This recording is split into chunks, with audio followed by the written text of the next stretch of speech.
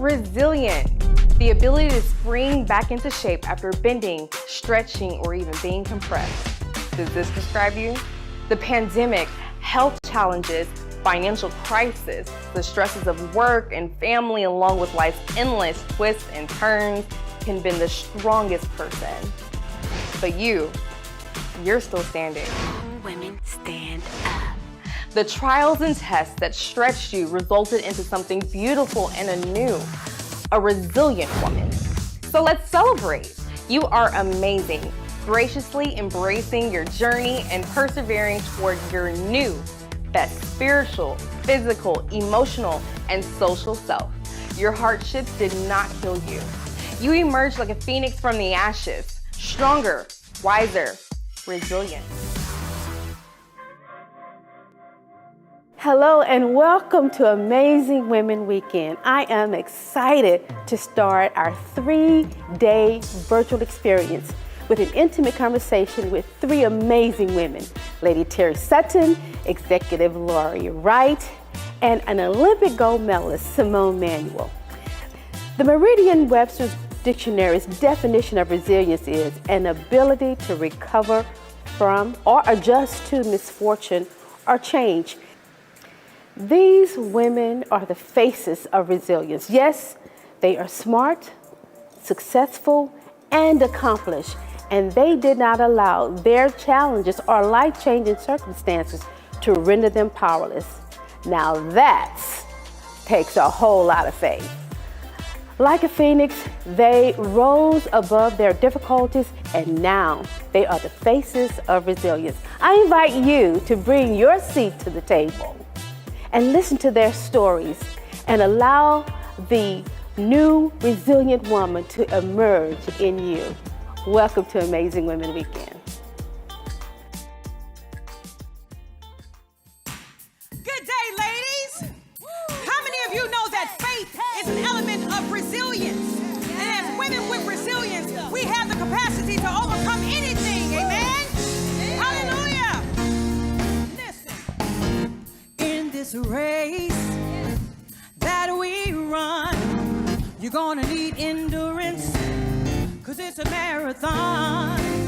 See, I was born sure enough to win, in pursuit with faith until the end. I'm going to have a strong finish, because I have strong faith. I'm going to have a strong finish. I have strong faith. I'm going to have a strong finish, because I have strong faith. I'm going to have a strong finish. I have strong faith. Hey, listen. Life's transitions all in my way, but still I'm onward bound each and every day. No matter what, I'll continue to run for the rest of my life till my work is done. I'm going to have a strong finish, because I have strong faith. I'm going to have a strong finish. I have strong faith. I'm going to have a strong finish, because I have strong faith. I'm going to strong finish. I have strong faith. To the chance say strong finish, strong finish, strong finish. Everybody lift it up, say strong finish, strong finish. I have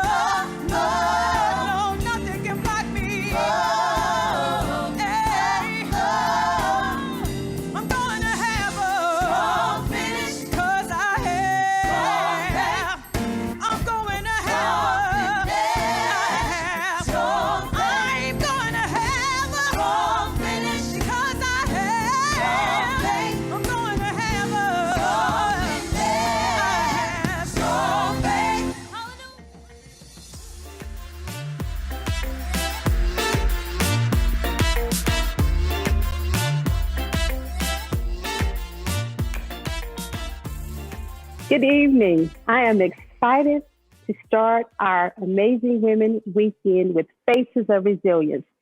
And to help us start off this exciting segment of our Amazing Women Weekend, we have joining us is Terry Sutton. Terry Sutton is a woman that's extraordinaire. She's the wife of Pastor A.B. Sutton. She's a mother. She's an author. She's a student. She's every woman. But unfortunately, every woman sometimes hit a bump in the road where she has to recoil, readjust, and just pull out deep from within. And that's what makes her a resilient woman. We look at Terry Sutton as she is the epitome of resilience. I love how Webster Dictionary defines resilient as able to withstand or quickly, or I should just say, or adjust to difficult situations. And that's the reason we have Terry Sutton here with us today. I'm also glad to say that she and her husband are the founders of the Livingstone Church in Birmingham, Alabama, where they are doing immensely work, just making a big impact in the city. But we want to zero in on Terry because she, again, is the epitome of a resilient woman. I'm had the privilege of knowing the Sutton family for, I can't even count the number of years. They've been a blessing to my life and to my family. And I've had the opportunity to travel with Terry and even have intimate conversations with Terry. So today Terry will be sharing her story, and you will see from her story the beauty of a resilient woman. And we're going to talk in detail about how she recovered. Terry was pregnant a couple of years ago, and we were all excited about the new addition to the Sutton family. Oh, we were excited about it. And I said, oh, I'm going to have a niece, I'm going to have a nephew. I was just so excited about it. But then something happened. And I'm going to let Terry take it from here. Terry, share your story with us, if you don't mind. Well, hey, Sheretta, thanks for having me. Hey, T. Listen, I smiled when you said a couple years ago I was pregnant because I had to go back and do the math. When you called me about this issue, I went back and did the math. I was like, oh my goodness, it's almost 20 years ago, and I'm like, oh, wow. Yeah. And I was like, I wrote a story, well, it's a short story about my experience. I wrote it a long time ago. When I pulled it back up recently after I heard from you, I realized I hadn't opened that file in about 6 years. So when I opened it, I was reading what I wrote then, and it was moving to me. I was like, wow, because even though I didn't forget, you can't forget a situation like that. You kind of put those memories on the back burner, especially the traumatizing things, that occurred. And so when I looked at it, I was like, oh, the first two paragraphs, the first line is, the baby has died. And then I go on to say, he said that in no uncertain terms, gone.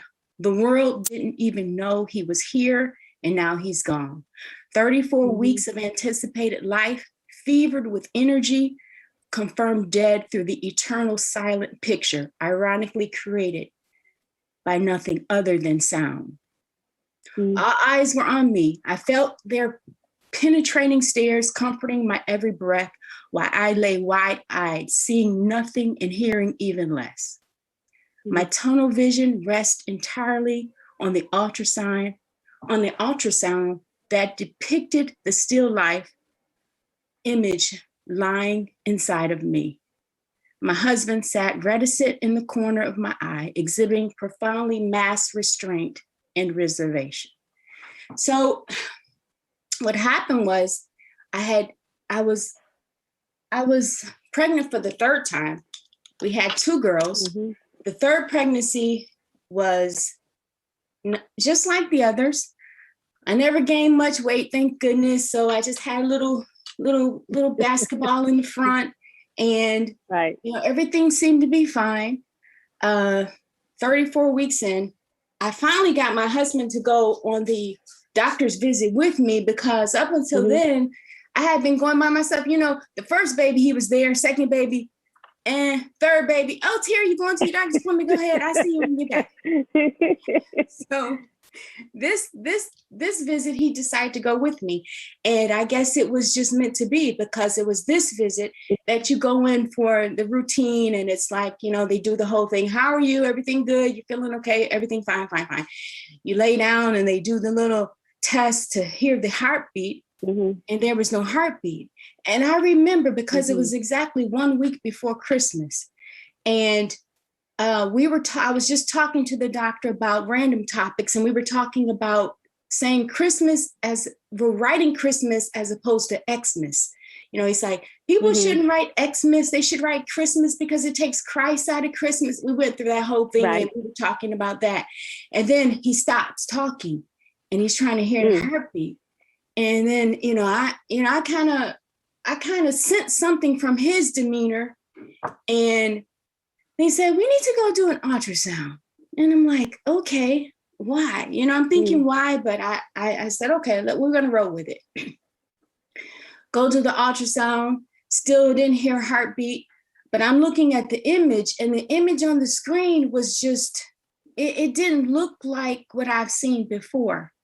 The image was distorted, and the baby the bones started to do different things, and you can see that in the ultrasound. And all he could say is the baby has died. That's all he said to me. And so that just hit me like a knife through the heart. I'm thinking, what do you mean? I didn't have any issues. I wasn't high risk pregnancy. I was 34, and I'm thinking, oh my gosh, I'm about to be 35. So what's going to happen? I can't get pregnant. I'm thinking all the stereotypes of that magic number 35. I'll never be pregnant again, or I'll have even more issues after 35. So I was like, oh, I just don't understand. And I still didn't know the sex of the child, because I wanted to do it the old-fashioned way. I wanted to find out when I saw the baby what the sex was. So at that point, him looking at the ultrasound, I said, so what is the sex? And he said, we don't know, because the way the body was inside the uterus, he just couldn't see at the time. So now he tells me I have to wait. Now you have a choice. Stop it right there, Terry. Let me stop you right there. After he gives you this devastating news about your baby, and you don't know the sex of the baby, and now as you're moving forward, was there ever a time? I mean, you had to process this. It just seems so much of a shock for someone to tell you, your baby is dead. And when you heard that at that moment, how did you process that? I mean, you're 34 weeks pregnant. Right. So how did you? I don't know, because I still tried to see the beauty in everything. I was one of those pregnant mothers who loved being pregnant. I loved, feeling the motion inside my belly. And I love people just being so nice and kind to pregnant women. And I just love being pregnant. And so I was just, at that moment, I wanted to hide, though, because I had to leave the hospital. Well, I was at the doctor's office. I had to leave his office, and I'm still visibly pregnant. So I was trying to hide at that point. I was trying to cover up, even though I wasn't huge. People could still tell I was pregnant if I moved my shirt a certain way. You can see the belly, and I was trying to hide that, because now I was like, it was almost like an embarrassment. Like, how did you do that? How did you lose your baby? You're right. I was embarrassed. So you went from being happy to be pregnant to hiding. So how did you? Now I didn't want anybody to say congratulations or I didn't want any of that. That's true, because you knew what you were dealing with right on the inside. So for someone to say that to you, even though you know that you were carrying a dead baby, right how did you respond to that? well, we immediately left the hospital, and I didn't go home. AB just wanted to ride around, and we ended up stopping somewhere to eat. And I just continued to try to hide my belly and he said, the doctor gave us choices. Well, you can wait until after Christmas and just let the baby deliver naturally. And I'm thinking, that's not an option for me. I don't want to live, I don't want to go through several days with this pregnant belly. No. And so I said, we'll come back tomorrow and they'll induce labor. But by the time we drove around for a couple hours, I was ready to go back to the hospital that night. So I ended up back at the hospital that night to deliver. I just didn't want to go through another night pregnant with a stillborn baby. So I was like, no. So we went back to the hospital that very night. And then talking to my sister, I called my sisters and we're talking and I'm just telling them the beauty of it all. I'm thinking, I'm pregnant. You know what I mean? I was still embracing the beauty of being a mother and having a baby. And she's like, how are you so calm? I said, I really don't know. I don't know. That's what categorized you as a woman who's just ultimately resilient. So Tara, let's kind of fast forward a little bit. You go ahead and you go through the process and you deliver a stillborn baby. The psychological effect of that for many women, I don't know if they would be able to survive that psychologically and move forward with life in that regard.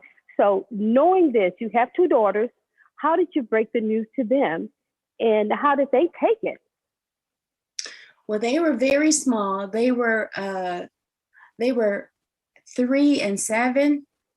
So they knew that I had a baby in my belly. And I just told them, my mother had passed maybe 4 or 5 years before that.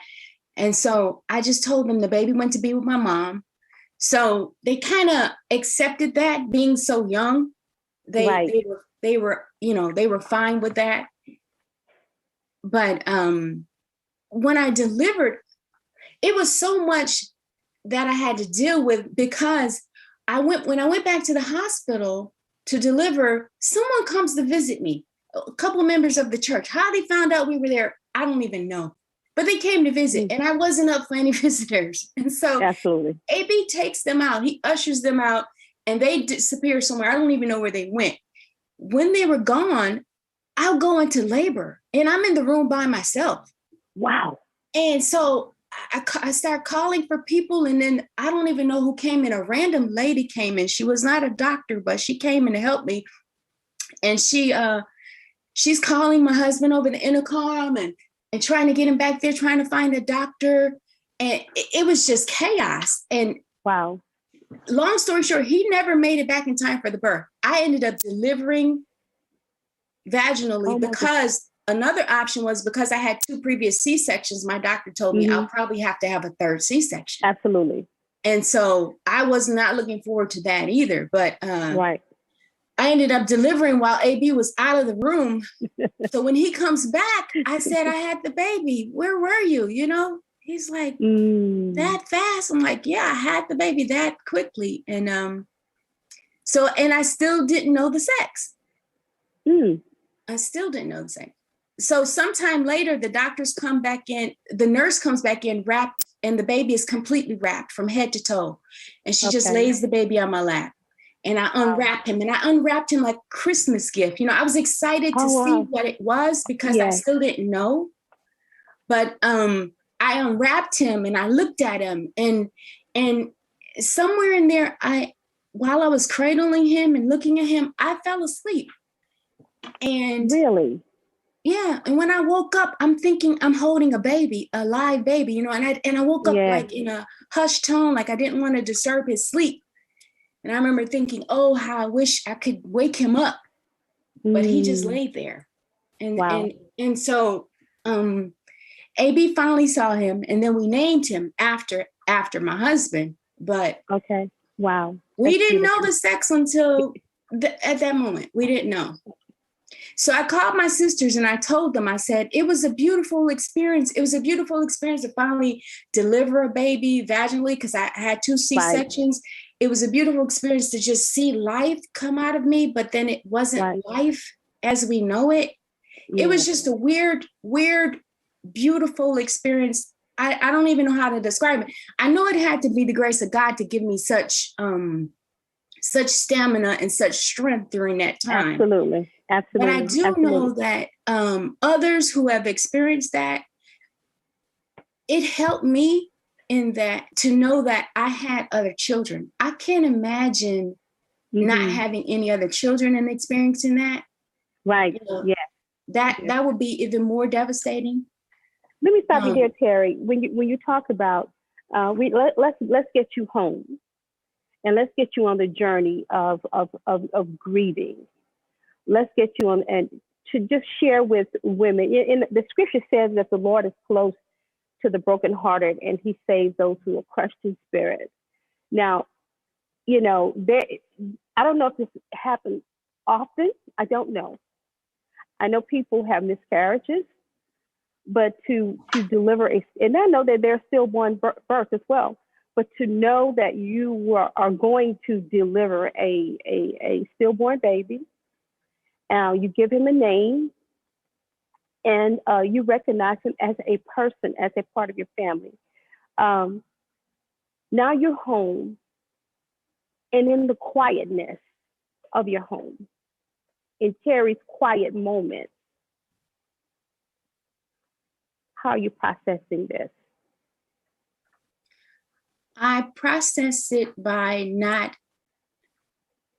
I wondered for this long. I wondered for 2 seconds why this happened. And then I dismissed the thought of why from my mind, because the why had no relevance to my life currently or at that moment. Anybody can give me whatever answer. It would not change anything. It wouldn't bring me back. It wouldn't. So the why didn't even matter. So I asked myself why for about that long. Then I stopped asking why. And I just accepted why. The answer is because. Just like your mom used to tell you when you were little, why can't I do X, Y, Z? Because, just because. You know what I mean? Yeah. So the answer became because. Just because. I will never understand the why. So why even explain it to me, or why even ask the question? So I never asked the why. I just accepted it. I accepted it as just because, for whatever reason, I had to go through that. And you have a testimony as a result thereof. I know, the old hymn, we'll understand it better by and by. Right. So I know a lot of those unanswered questions that we have here on earth, we will get answers to, by and by. But Terry, as we come to a close, I would love you, we talked about you as a resilient woman. Look at you now. To me, what you encountered would have this knock the strongest person down, but you are just resilient. You come back, you've raised your children, you sent them to college, your daughters, you sent them to college.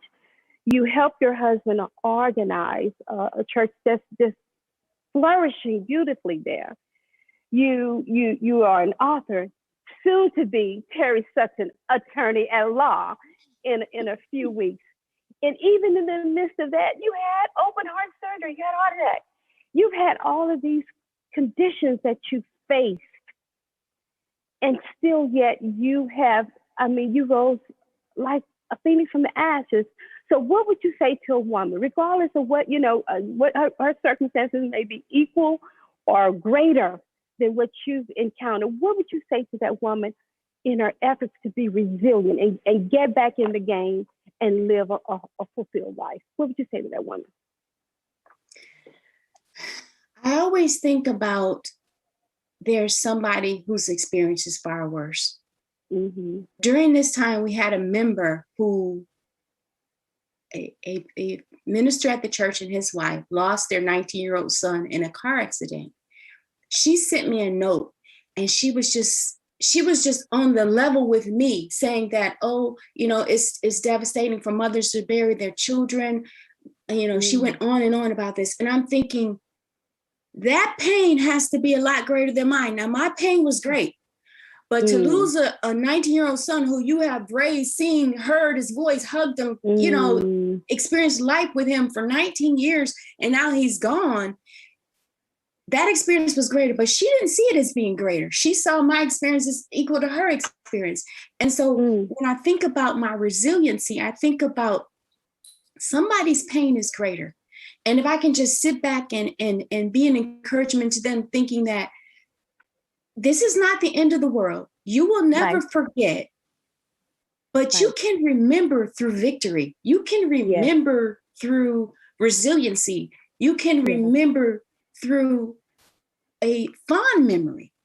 Yeah. So I remember my pregnancy as being a fond memory.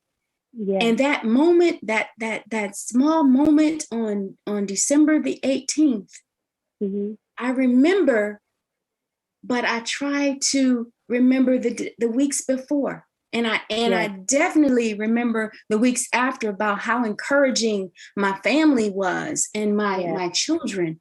You know, it's always good to have such a support system. Some people don't even have that. That's true. There's strength in there's healing in that support system. And you know, Carrie, I want to ask you this, and I know you have a twin, Tony, identical twin. Yes. And you know, if we move a little bit to your latest encounter with your health, how your twin would not leave your side during that time. I know you say now your scar is your testimony. Yes. To others. So we're gonna tie this up in a bow and wrap it up with how you have to look at that scar every day. And to me, it's another aspect of your resilience. You look at that scar every day and you don't recoil. No. You said your scar is your testimony. Right. So I want, if you could just take a minute to sum it up for the woman who has scars of past issues, past pains, past challenges. Just encourage another woman how they can look at their scars and not be defined by them. Well, because I keloid, and keloids are painful. I don't know. I read online, people say, oh, keloids are not painful. I'm thinking, this keloid was super painful. And I don't understand what you're talking about when you say it's not, because I know for a fact that mine was. So I started going to a dermatologist, getting injections directly in the keloid, which was excruciating. However, it caused my keloid to flatten out. And now there's no pain. I could not touch it with my own finger before, for years after my surgery. It was that painful. So I think that is synonymous with life, as far as the pain is gone. That pain to the touch is gone, but the scar remains. So every morning, every night, when I see that scar in the mirror, I know what I went through, but I don't feel the pain of it anymore. I feel joy in it. I feel joy that I can touch it. I feel joy that it's there. I don't hide it. I wear my V-necks all day, every day. I don't hide it.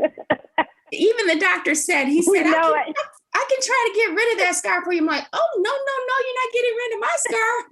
This is my added necklace. You know what I mean? No, you're not getting rid of my necklace. No. So I know. I encourage people to grasp it, to support it. I was in a restaurant, and this young girl, I come to find out she was like 16 or 17 years old. She was at the register. I'm checking out, and she looks at my scar. She's like, oh my gosh, I had open heart surgery when I was a baby, and I never show my scar. I said, baby girl, show your scar. Don't be ashamed of your scar. That's a beauty. I said, not all of us have one. You know, you're unique. So show it. Show your uniqueness. That's she said, great. I'm going to start doing that. Thank you so much. You, like I said before, you are the epitome of resilience, and you have shared your story, and I know without a doubt you have blessed women immensely. For those who had doubt, who were chained, who were burdened, just face the barriers, but to hear your story, I know that they are lifted up and the resilient woman in them has emerged. Thank you, Terry Sutton, for blessing us today. God bless you, T. We'll talk soon. I love you. Love you too. Bye-bye.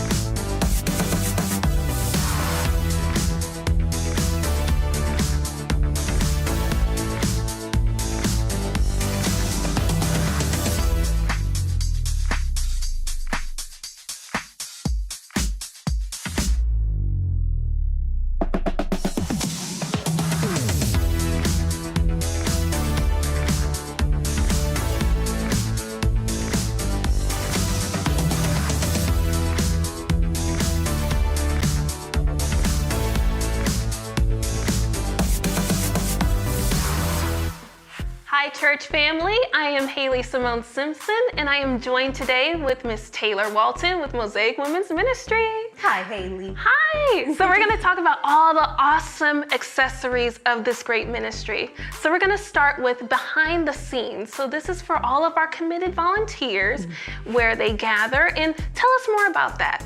So the behind the scenes accessories, perfect for those women who want to serve in ministry, but their schedules doesn't always allow them to find their fit. So we take on the responsibility of working with you to figure out where your spiritual gifts are and find somewhere where you can serve where it fits you. So whether that's just once or twice a year at one of our major events or more so creating content along the way, we have something for you. Perfect. And so now we're stepping into her journey. Tell me more about that one. So her journey, we partner with our small groups. There's Bible studies done for women, written by women, taught by women. As a woman, even as a believer, small groups are imperative to your spiritual growth. So with our Her Journey studies, we really try and hone in on those key things that we need as women in a Bible study. And you'll have that with the women within your church and invite a woman who's not. It's all about spiritual growth and making sure that we have the content that you need. Wherever you are in your life at that time, I guarantee you there's a study for you. Awesome.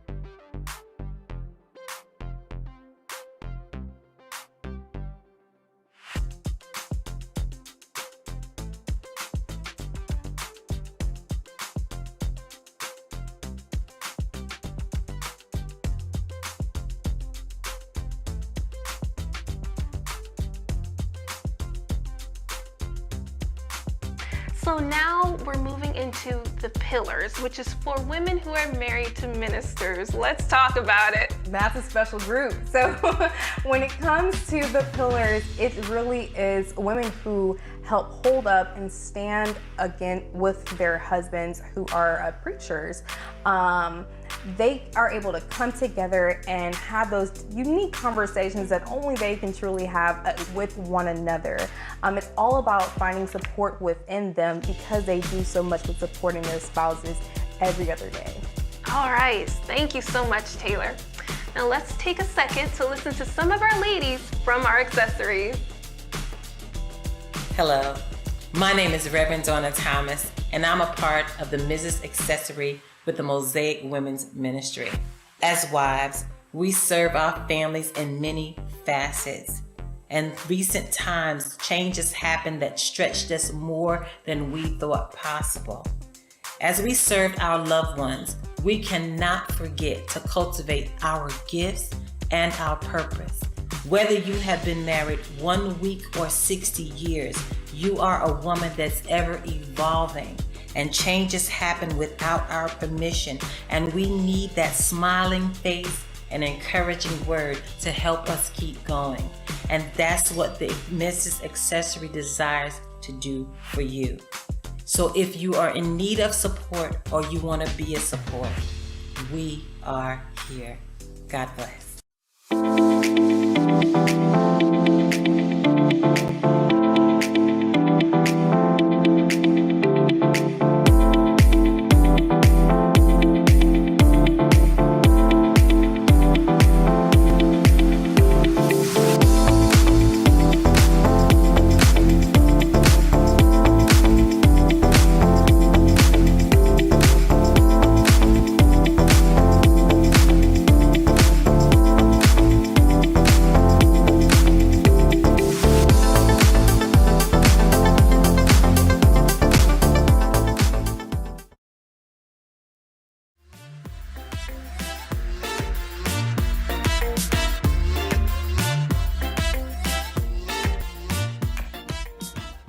Good evening. Again, I am excited to have our next guest to be a part of our Faces of Resilience. Lori Wright and I have been friends since Pigtails and Jerry Curls. We met in 3rd grade. Our teacher was Miss Milton, and we've been a part of each other's life since then. She has served here at the Church Without Walls, but through her story, you'll hear her journey, how she circled back. Lori is a woman of faith. She's an executive. She is a confident woman. She's a woman of strength, and she's not bashful at all. And I think that's one of the wonderful things that connected our sisterhood. She has not changed, but just evolved since we met in 3rd grade. It's amazing how our lives have, we separated and came back together. She was a part of our family on our Bengal campus and had transitioned to Queenston and now here in the cathedral. So I'm blessed to have our next guest, Lori Wright, who is the personification of resilience. And through her story, I know it's gonna bless you. So we're just gonna jump right in. Lori Wright. Lori, we're thankful to have you here. Let's just go. I think without a doubt, your story will be a blessing to those who are married, those who are having challenges in marriage, and those who are making a decision about their marriages. So let me just start off with you. How are you doing? I'm doing really great. Yesterday was a challenge, but I am better than I deserve to be. So I'm doing very well. Well, she said yesterday. Yesterday would have been you're celebrating your 35th wedding anniversary. Yes. But unfortunately, the marriage didn't make it to the 35th year. Well, no, it didn't. I think it stopped being viable long before that. Yes. But yes. That's correct. It did not make it. Okay. And it's interesting you made that statement. You've been married, this year would have been 35 years. Yeah. So how many years, if you rewind back, would you say you kind of knew, no, this is probably going to end badly?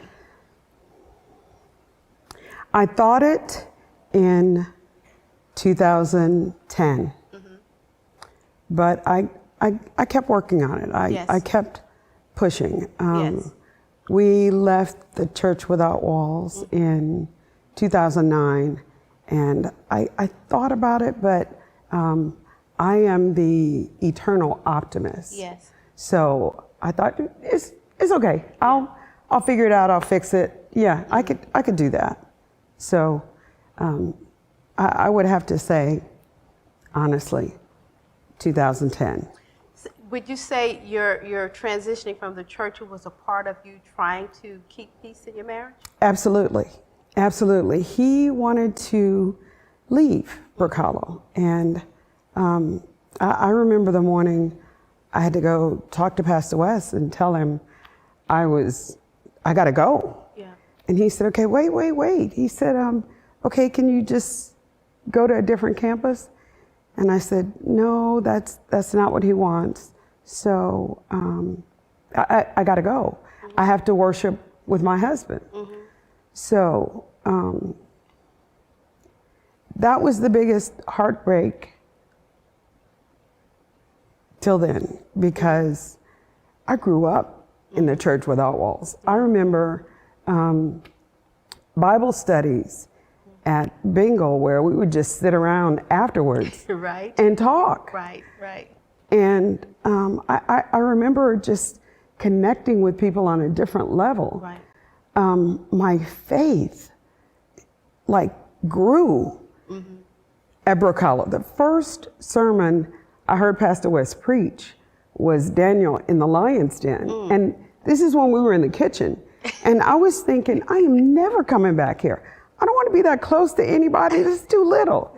And then he preached, and I sat on the edge of my chair. And that was it. So my spiritual growth, you and I took one of the first classes there. Right. And it was just, so Brook Hollow is where I became aware of my faith. Yes, yes, yes. Because you're a kid, you know you believe in God. But. So you really embraced your spiritual journey and Yes. really started to grow, Yeah. you know. So to be torn away, and you know, again, you know, how we've talked about the extent that we go to save our marriages, to please our spouse, our spouses, and not only as you do what you can to try to save your marriage, you change your church once. No. And then, okay. A couple of times. A couple of times. You joined another church. I joined another church. And then another church. And then another church. Okay. And I realized the first church was not my church. Okay. Yeah. So I started to look again, and a friend referred me to another church that I really liked. I mean, it was good. I got in and got active, and so I enjoyed it. Good. But it still wasn't the church without walls. Okay. It still wasn't. To find the level of preaching, I know. you're just not going to find it. I mean, like, you know, that's what we tell college students. When you leave to go away to school, don't go looking for the church without walls, because there's only one. Right. You want to find a Bible teaching, Bible-based church. Right. Someone who absolutely preaches the word of God. So let's go a little bit further. So even when you made those transitions, you didn't see a place in your marriage where things were possibly getting better, because you were definitely doing things to appease your spouse. I did see glimmers, Okay, because glimmers of hope. I went, I would schedule us for marriage conferences, and we would go, and then there were times when things were better. Yes. And so I took that better to mean, okay, this is it. We're getting there. Right, right. And I just kept holding out hope, and I kept working towards that goal, because when you get married, you don't plan to. You get divorced, right? Yeah, you're thinking, this is the man I'm in love with, and I'm gonna be married to him forever. Right. I mean, I envisioned us retired, traveling. So no, none of this was in my view. Right. You know, Laurie, 30 plus years.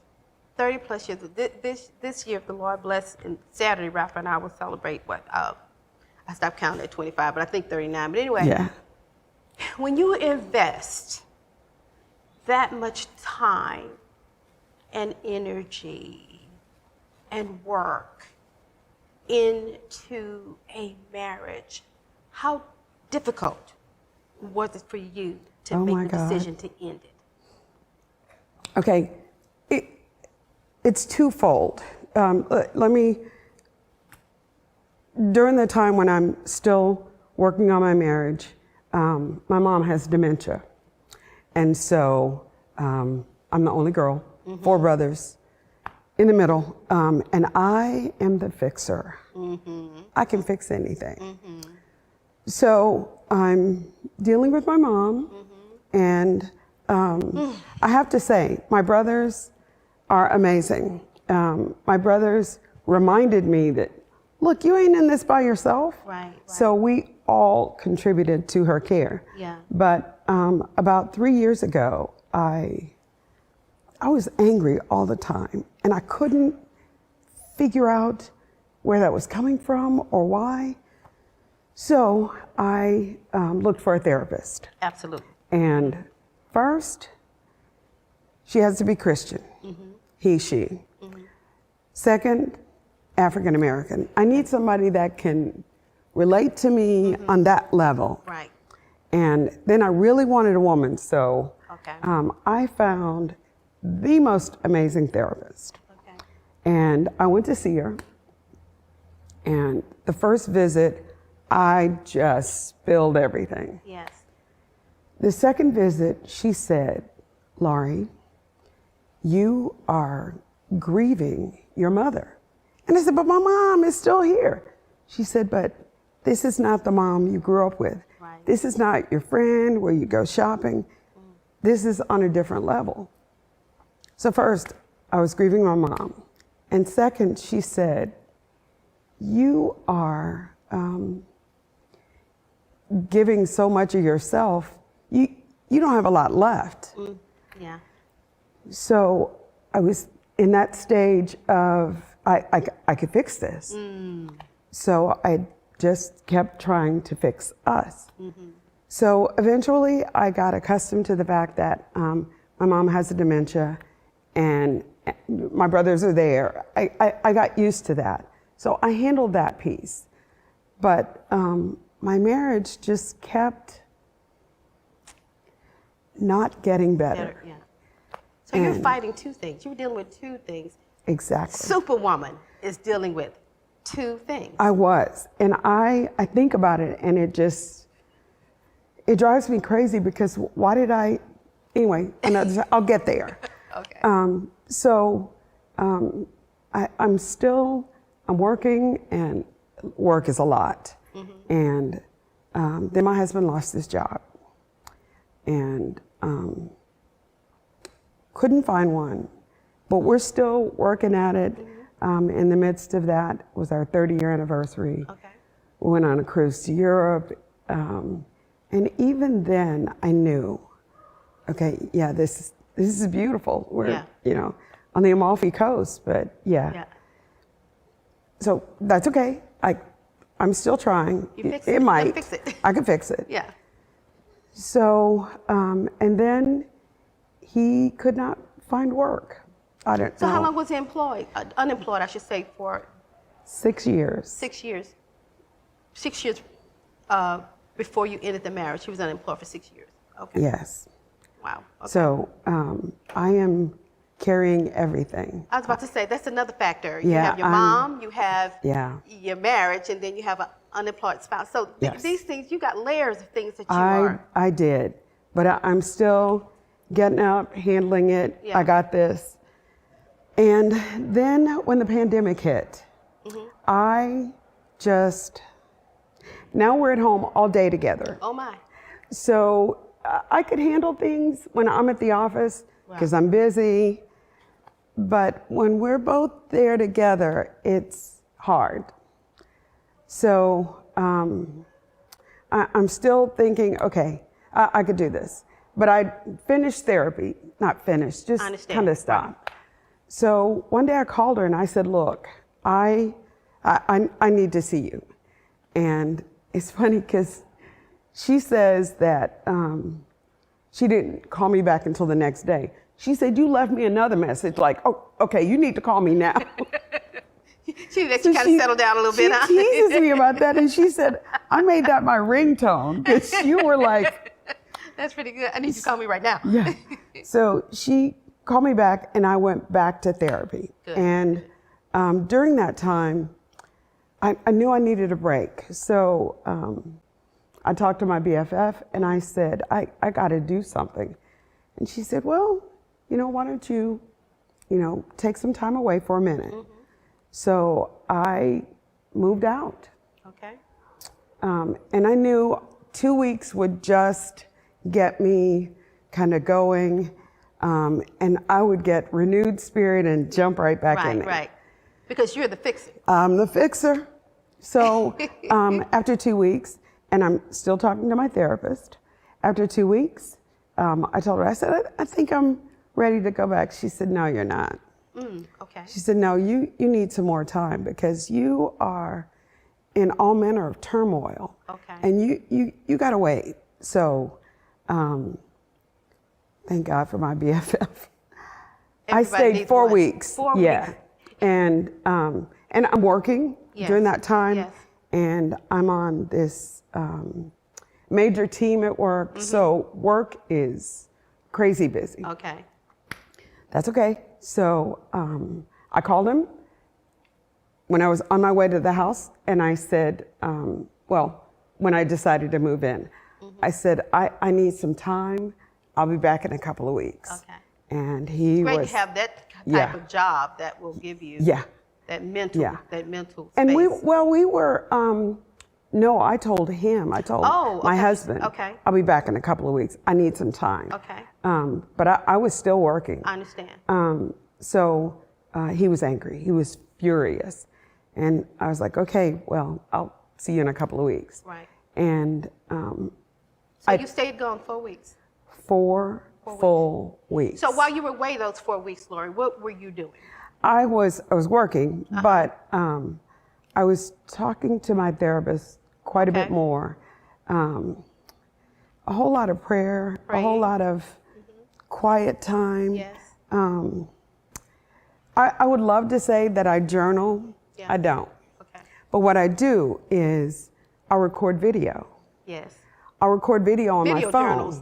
Yeah. Video journaling. So I would, get it out and say what I thought and say what I felt. And then I could go back and look at it later, but that was what I felt at the time. Okay. And so I just kept, working on it, working on me. So fast forward, it's 4 weeks. And I call him and I say, I'll be home tonight. So I get home and I cook dinner. And so the next morning, I sit down and I said, okay, let's talk. I said, I still want our marriage to work, but I need these things. And I gave him a list. Yeah. I need you to do this and Were they this reasonable and this. things, attainable things? Absolutely Okay, reasonable. good.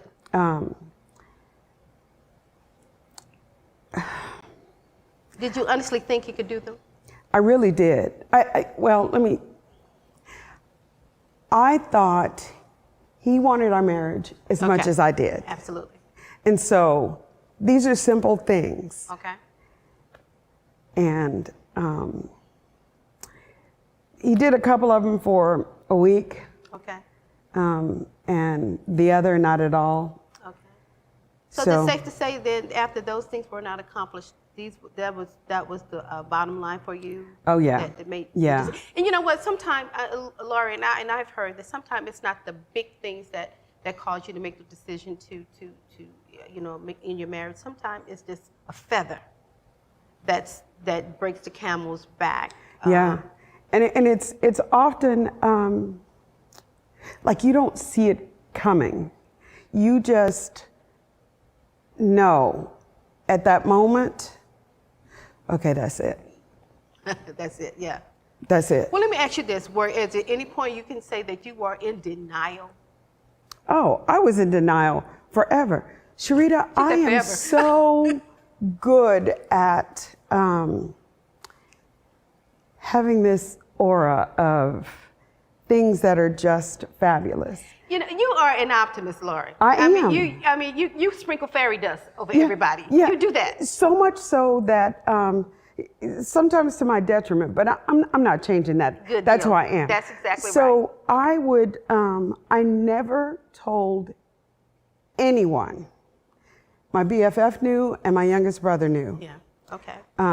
So you walked through life with this personification of perfect marriage. I did. Yeah. And then even on Facebook, I'm all over Facebook. I never, ever said anything negative about my husband on Facebook. My sweet husband. Yes. And he really was for a long time. Mr. Right. And I just carried that out. Okay. And at one point in therapy, I said, it's going to be a shock to everybody because I'm going to file for divorce. She said, wait, why would it be a shock? I said, because I haven't told anybody. She said, well, what about your brothers? I said, one knows. She said, hold on. As close as you are to your brothers, they don't know the extent of what you've been dealing with. Why your younger brother? Are y'all closer? Yeah. Okay. Yeah. Let's fast forward, Laura. You made a decision. You ended a divorce. You all are living in separate spaces now.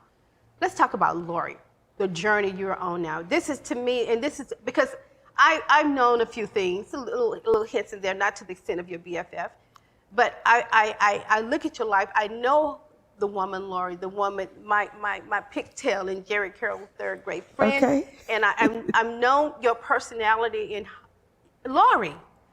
So to, you know, for me, I welcome that Lori. Yeah. I welcome that Lori. So tell, and we talk about resilience, how are you getting back to her? Okay, and that's huge because she got so lost in that shuffle that I had this facade of, yeah, everything's just fine, thank you. But she got lost. Yes. And my mind, my heart, my house was disheveled. It was unorganized. And I was on this huge project at work and leading that and just kind of doing things. So I got mixed up in all of that. And I remember at end of days, I was just exhausted. Oh my goodness. And I didn't want to think too much. So I would binge watch stuff on the weekend just so I could focus on something else. Right. So the day after my birthday, I went to have lunch with, and I forgot to mention I was on a grand jury during that time too. Oh, wow. Whole nother stuff. I went to have lunch with my brother downtown, and he's a deputy. And so I went, and I'm gonna have lunch, and he said, well, I'm gonna introduce you to the lady in the court next door, so you could just get some ideas and what you think. So I get there and the lady wasn't there. So long story short, I ended up filing for divorce that day. That day, okay. And it was in February. And that was not why I went. Okay. But I ended up filing for divorce. It's convenient. Yeah. Let me just go ahead and file while I'm here. $287. So that was the start of you getting back to Yes. you. So where are you now? Where is Lori I now? am doing things that make me happy now. Okay. So Knitting. yes. My husband moved out Okay. June 30th. And since then, I am just taking care of me. There you go. There you go. I haven't read in forever. Yeah. I read. Yeah. And I do knit. Yeah. And I take time for me. And That's good. some days when I come home, I turn on music. Some days I turn on nothing. Yeah. And I just focus on me. I'm getting back to finding my joy. That's good. I saw one of my friends a couple of weeks ago at a concert, and she said, oh my God, you look amazing. You have your glow back. And that's kind of You what have she your glow said. back, yeah. And you don't realize how far you have gone down a rabbit hole Right. until you are like at the bottom. Yeah. And so now I find joy in so many things. That's why I said you are the personification of resilience. And the last question as we wrap up. What's the price of peace? Ooh, well.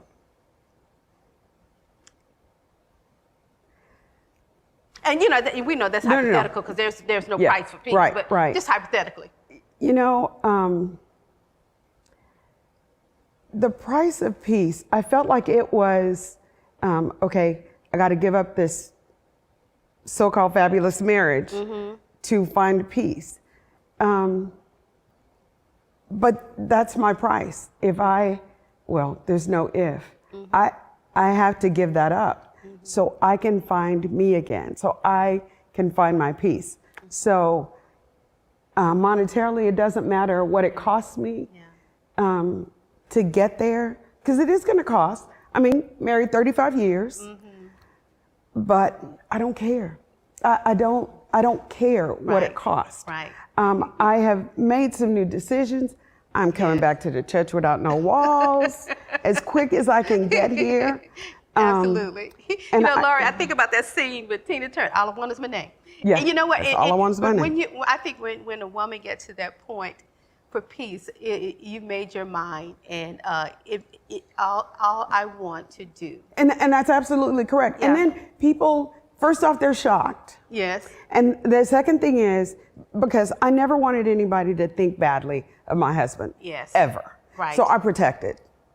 The second thing is, the first thing they'll say is, so what if he, let me stop you there. Yes. It doesn't matter what he does. If he gets some help, gets some counseling, and goes on to be the most amazing man that I know he can be, it'll be preparing him for somebody else. I love it. We're going to stop it right there. Thank you, Lori Wright, for sharing your story. I know that women will be blessed by it. The fact that you talk about that you have pulled back the layers of it's okay to have a therapist. Oh, it's absolutely. okay to not try to fix everything. But most of all, it's important that you have peace. Thank you, Lori Wright, for helping us doing our segment of Amazing Women Weekend. Again, you are a face of resilience. Oh my gosh. Thank you. Thank you.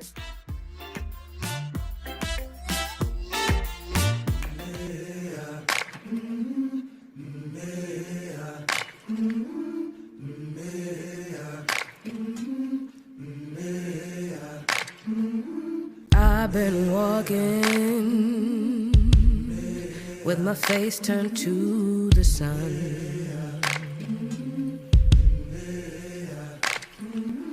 Weight on my shoulders, a bullet in my gun. Oh, I got eyes in the back of my head, just in case I have to run.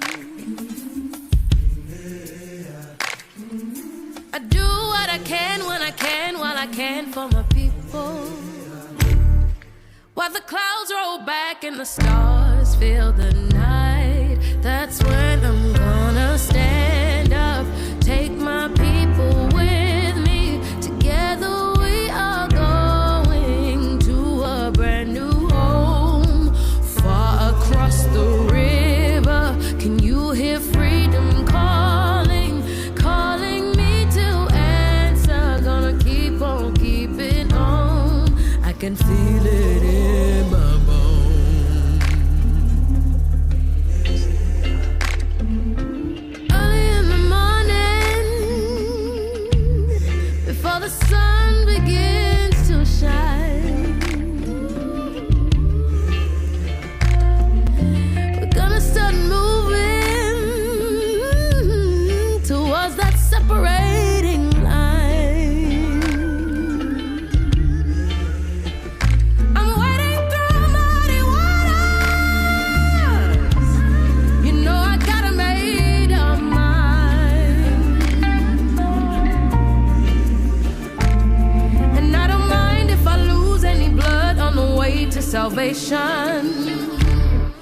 And I'll fight with the strength that I got until I die. So I'm gonna stand up, take my people with me. Together we are going to a brand new home, far across the river. Can you hear freedom calling, calling me to answer? Gonna keep on keeping on.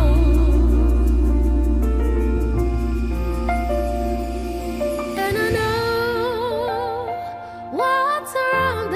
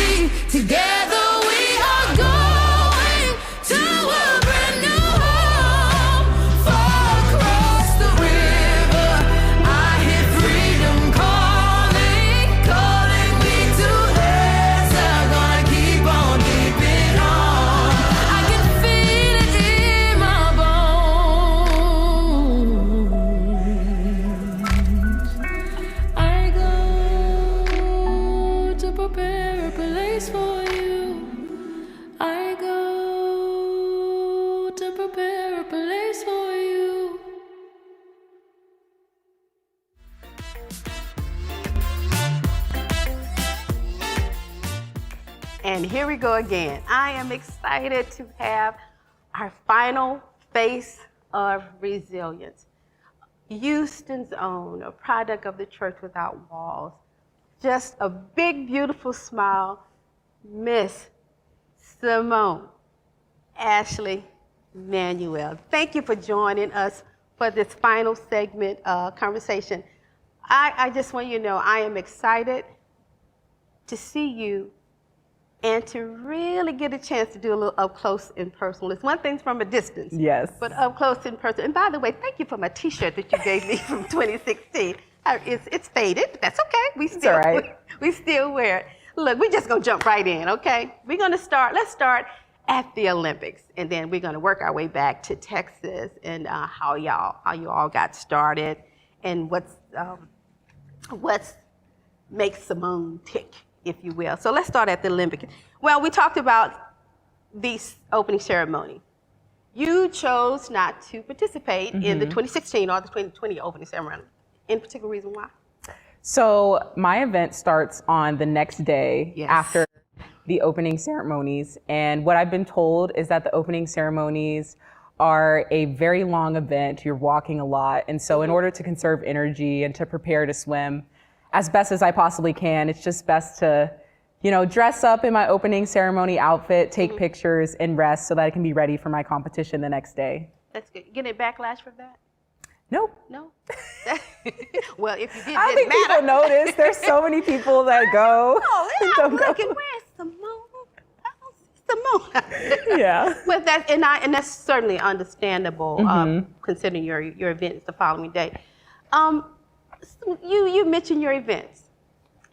What are some of the rituals? I see people waving and putting jamming to music and looking in space. What is Simone Manuel's ritual to get ready for a meet? Yeah, so typically, especially before I walk out, you're in the ready room with the rest of the competitors. I'm listening to music. Usually it's gospel music. It just always gets me really hyped up. Favorite gospel? I love Yolanda Adams' Victory before I walk out. Perfect. And I also love Waging War. Okay.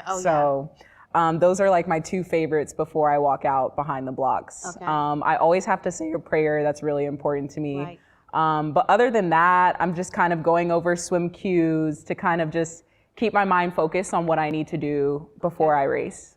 Well, you mentioned your prayers. How significant is your faith in this space right now? How significant is your faith, not just in the meet, but overall as Simone Manuel? It's definitely extremely significant in my swimming career, but also as Simone Manuel in general. I think especially in swimming, I've dealt with a lot of injuries and illnesses and setbacks and even seeds of doubt of like if swimming was a sport for me or if I could be successful in it. And as I've grown in the sport, there's been challenges along the way, and I've always had to lean on my faith to continue to be encouraged and persevere through the hard times. And I take that faith with me, in school, in business ventures. There's just so many times when, life gets hard or difficult, and you always have to rely on God to continue to help you through those tough times. That's why you're the embodiment of resilience. That Simone is the embodiment. You said, and that's a resilient woman, unfortunately face some type of challenge, some type of difficulty, some type of circumstances, some type of condition that makes her pause, setback, pull back. And you said, even doubt and fears and things like that. And you mentioned how important your faith was to you when there's moments of doubt. There was an article where that was mentioned that you had burnout, but that was not what you said. Right. You said that it was OTS. So talk about that, OTS. So OTS is overtraining syndrome. And it's essentially when you're putting in a lot of work, but your body has a hard time recovering from the work that you're putting in. And so I just had a really hard time, in terms of like resting my body, sleeping, sore muscles, and the physical symptoms that you deal with in turn, starts to go into mental symptoms that you have to deal with and emotional symptoms that you have to deal with. And so that was really challenging this year. I started to develop those symptoms in probably January of this year. Okay. And so, dealing with that while trying to prepare for the Olympic Games, knowing when I wasn't quite at my best physically and mentally was really difficult. But I'm glad that I was able to still make the Olympic team and still come back with an Olympic medal. You said something, and I quote, "I'm really proud of myself." She said, with teammates Natalie Hicks, Lily King, and Allison Schmidt standing beside her, I finished what I started. I'm gonna put that on a t-shirt. Okay. I finished what I started. And what would you say to your peers who, have desires to do small things, big things, great things? Procrastination or may not be, the OTS. But it could be other things that's preventing them from just get back in the race and finish. What would you say to them? Well, for me, it was really important to finish what I started because I had worked so hard for it, especially with the postponement of the Olympics. It essentially was 5 years working for this goal that I had for myself. And I think that even though I didn't reach all the goals that I had on my list, and with the experience that I had with overtraining syndrome, I felt like it was more important for me to continue to fight for what I wanted than to give up and not know. And so it was easier for me to keep going than to walk away. And so my advice is if something's important to you, I think it's always important to keep looking up and look ahead, because you never know where that journey is going to take you. And I think I'm still, processing, what I experienced and sometimes in ways questioning, like, why did it have to go this way? But I'm confident that God wouldn't put me on this path for no reason, and He has more in store for me. And so I think that's one reason why it's so important to continue to press on and not give up, because I don't want to stand in the way of God's plans for me. I love it. I love it. Now that's encouraging. Something else that was said, it maybe didn't end the way I wanted it to, but I have so much to be proud of. I love that you compliment yourself. I'm not waiting on no, I already know was no one there anyway. Yeah. You had no one to cheer you on, so you basically encouraged yourself. So is that something you often do when you face those type of? Actually, no. I think that this year was definitely a growing period for me, because especially as a minority in the sport of swimming, as a Black woman in the sport of swimming, I know that there's always in some ways a moving target. Like when I accomplish something, I feel like others feel like, well, it wasn't enough. And I think that sometimes in ways that attitude has affected me, and I've internalized what others have said about what I've accomplished or what I haven't accomplished. And I think that through this experience of not being able to accomplish what I would have wanted, I had to kind of step back and realize that I've done so much in this sport, and there's so much I need to be proud of, and I shouldn't be worried about the expectations of others or what they feel like I should or shouldn't accomplish. And so it kind of was a period, through this experience where I had to be proud of myself and not worry about what others were proud of me or not. And you went and you came back with a medal. Yes. And that's the beauty of it. Something else I was thinking about as you were talking, Simone, that you said, I have so many people that love me, whether I accomplish something or don't. I'm really grateful to be here. A lot of people don't have that support system. To me, that adds to you as a woman, that help you to be resilient. One of the barriers that prevent women from being resilient, sometimes the people in their lives that gives negative talk and all that. So talk about your support system. Well, it's definitely my family. They're they're so supportive, and they always tell me, you know, we're gonna love you no matter what. Right. And, you know, that makes things a lot easier. I mean, I'm really hard on myself, so it's really nice to have a family that's just uplifting me and supporting me the whole way. And I have so many people besides just my family. I have my church family. Yeah. I have fans that, you know, whether I win or lose, they're still Team Simone. And I think they value me for more than just what I accomplish in the pool, but who I am as a person. And that's really special to me. Let's go back to the, if you don't mind me, to the mental aspect of the OSU you're talking about. Your colleague, well, I should say a native Houstonian she just revealed, you know, her mental aspect, and she just kind of, okay. And I loved how she was confident in making a statement, but more so, I loved how the athletes supported her in that regard, and that she was able to come back and do what she did. I know within the pressure that you all put on your bodies and your minds, is there ever an opportunity during those trials where you have a place where you can go and get sports counseling or meditate, burn a candle, breathe in some eucalyptus, you know, something, you know, to try to keep a level of balance? So when you're in those communities like that, so is it? Yeah, I mean, at Olympic trials, I had some conversations with my sports psychologist leading up to the Olympics. I had conversations with my sports psychologist, and you take those practices with you, and you hopefully utilize them when you're in competition. But it's definitely difficult once you get to a competition. You know, you don't have everybody able to hold your hand and guide you through that process, and you know, you put a lot of pressure on yourself, and inevitably so do other people, and it's hard to ignore those, you know, pressures and expectations. And so I think that focusing on athlete mental health, but mental health in general, is so important because we all are struggling in different areas of our lives.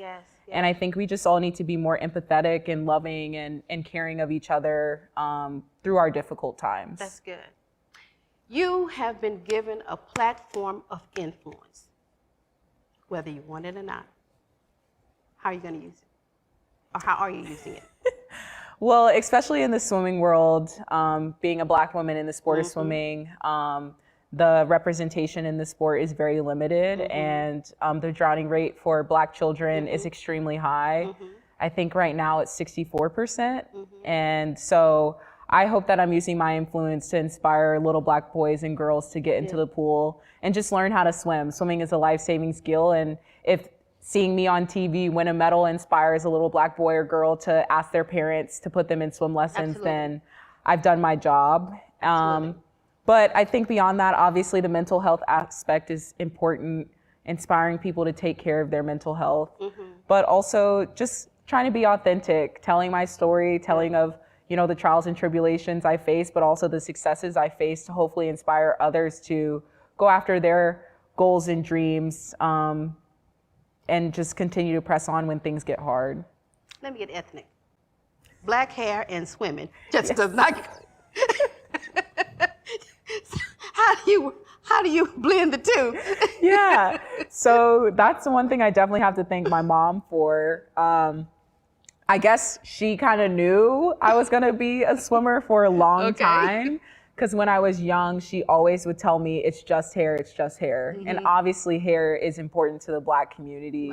But I think she kind of just wanted to instill that in me, to know that, you know, your beauty comes from more than just your hair. And I think it's really special, because I do think a lot of my beauty comes from also what I do in the pool.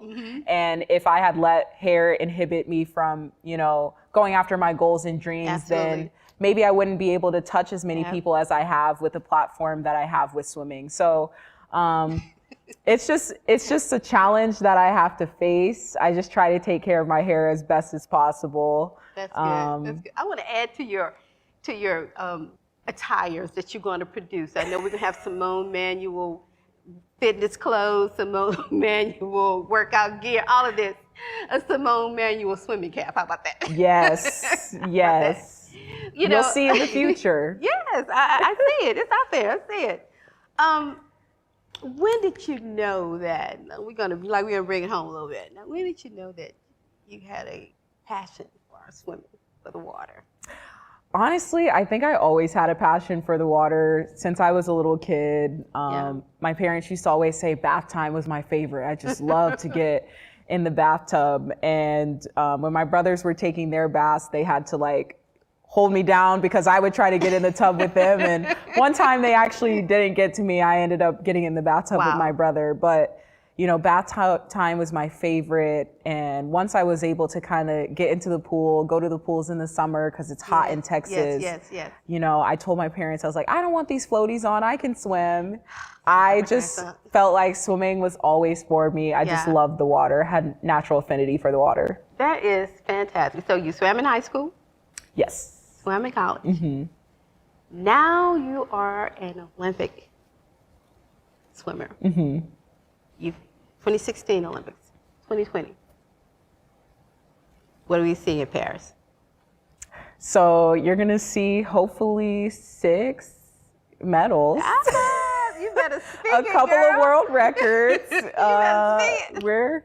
We're going big for Paris. Yeah. I've learned so much this year, and I know that I want to take that with me, these next few months and years that I get back into the pool and compete again. And I'm just excited for the future. And more than anything, I'm just excited to go out there and just be proud of myself regardless of the result. I've already accomplished so much in the sport, and I do know there's more, but I just want to have fun the rest of the way.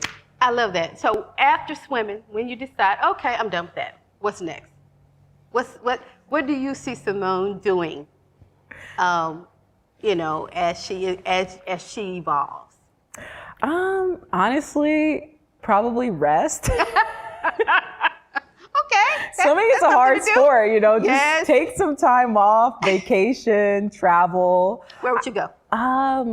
Favorite place you want to go? I've always wanted to go to Greece. Okay. I put Mauritius on my list.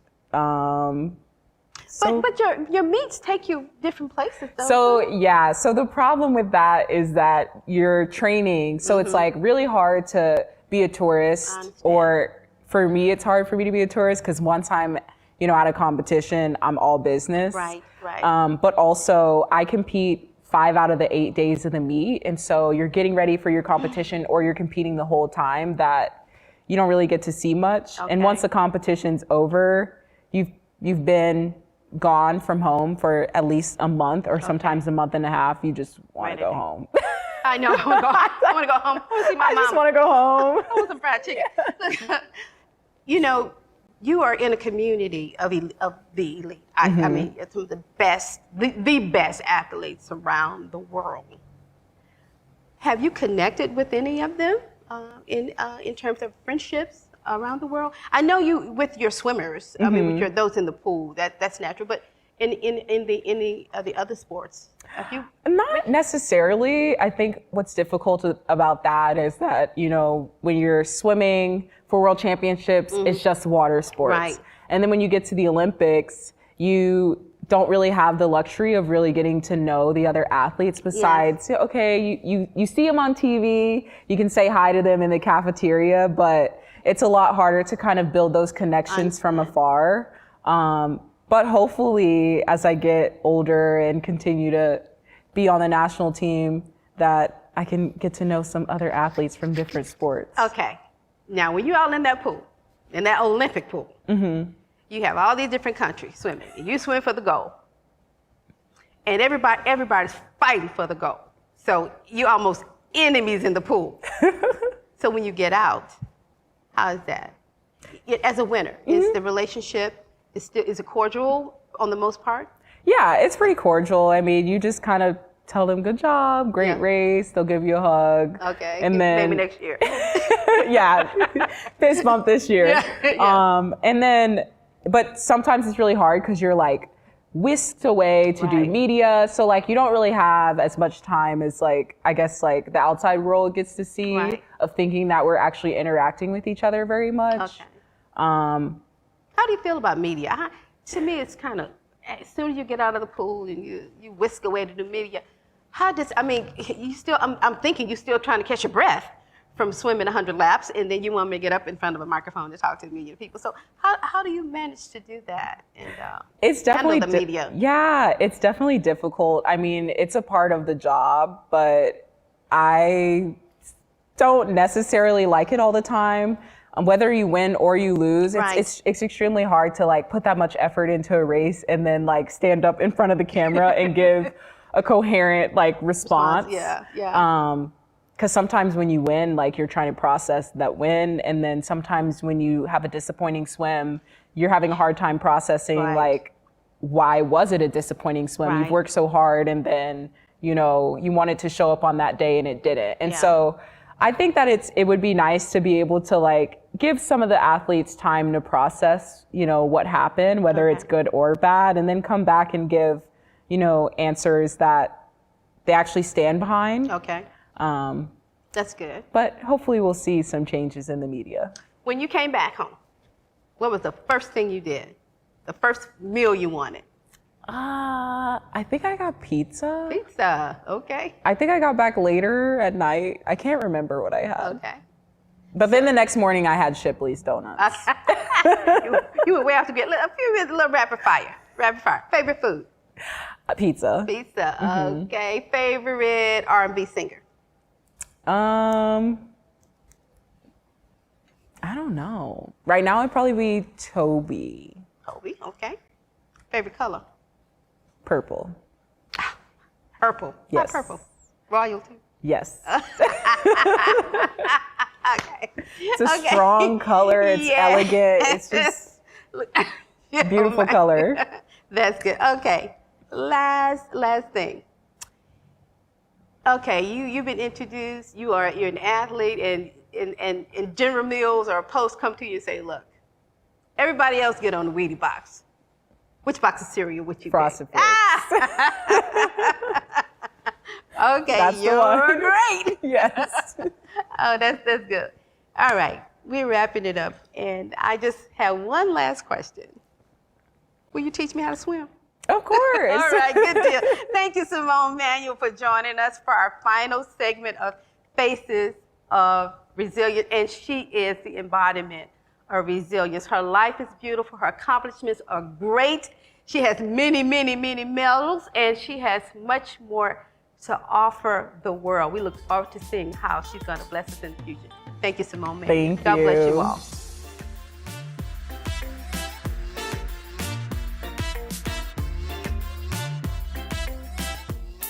Sometimes you just have to encourage yourself.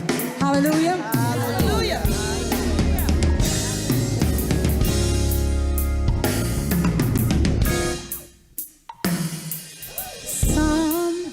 Sometimes you have to encourage yourself. Sometimes you have to speak victory during the test, and no matter how you feel, speak the word and you will be healed. Speak over yourself, encourage yourself in the Lord.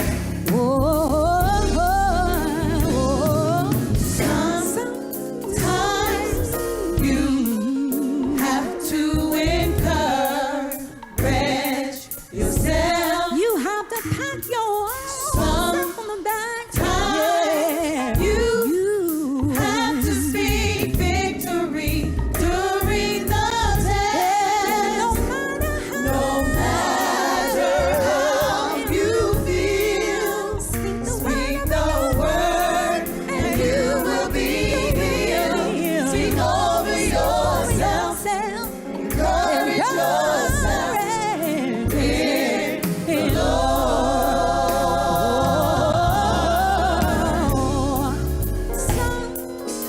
Sometimes you have to speak a word over yourself.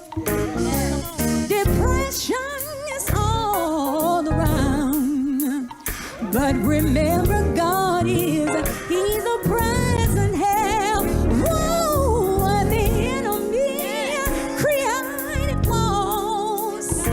But remember, giants, they do fall. Speak over yourself, encourage yourself in the Lord. As I minister to you, oh, I minister to myself. Life can hurt you so, where you feel like there's nothing there. Oh, no matter how you feel, speak the word, and you will be healed. Speak over yourself. Sometimes you gotta look yourself in the mirror and tell yourself you get over yourself. You gotta be reminded life in their lives and the power of your over yourself. So even if nobody else telling you get run on, you tell yourself over yourself. I'm more than a conqueror. Yes, I am. I'm encouraged. He lives in me. I'm encouraged. I believe. I'm encouraged. Said about me is a lie, it's a lie, it's a lie. I'm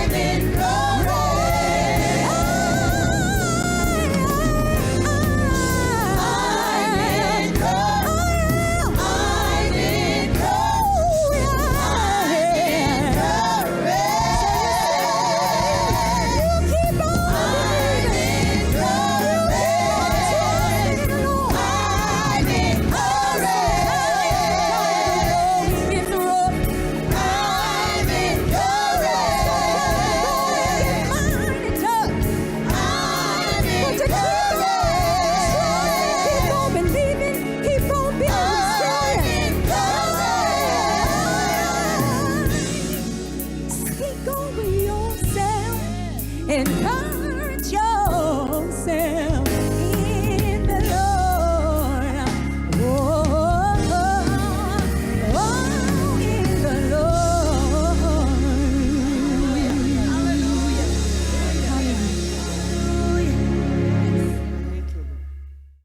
Thank you for joining us for our Faces of Resilience. Through the amazing stories of Terry, Lori, and Simone, we learned that trials are inevitable, but at our core, we are resilient, built with sheer determination, tenacity, and an abundance of faith. The excitement of our Amazing Women virtual gathering continues. Set your alarm now and join us tomorrow, Friday morning, for our morning worship. Mrs. Sheretta West will share the devotional message, and afterwards, you can enjoy 8 life application sessions that are designed to help you grow spiritually and equip you to achieve your personal and entrepreneurial goals. Thank you for joining us, and we look forward to welcoming you in the morning. Have a good night.